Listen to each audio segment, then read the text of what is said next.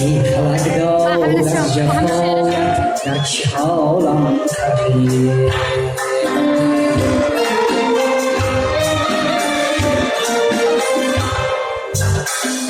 راست بودم چون علیف مانم بیدالم کردی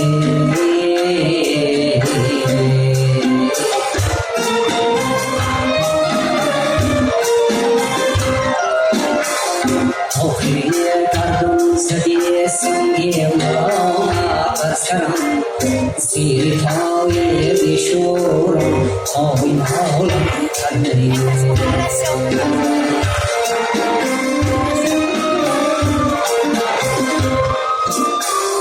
زیر پای بیشورم آین حالم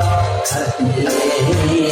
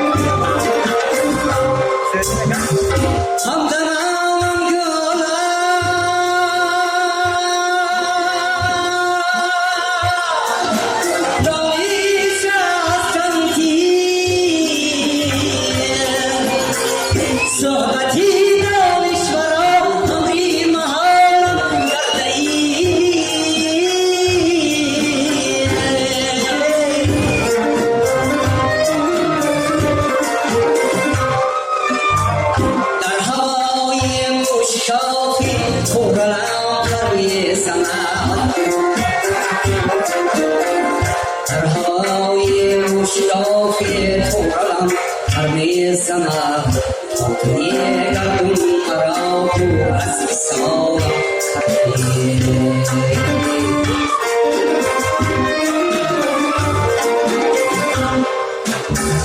این فلک داد از جفایت در چه حالم کرده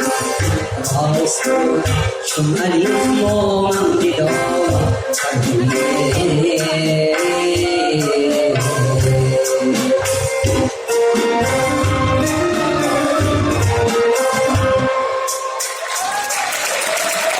شما سلام باشید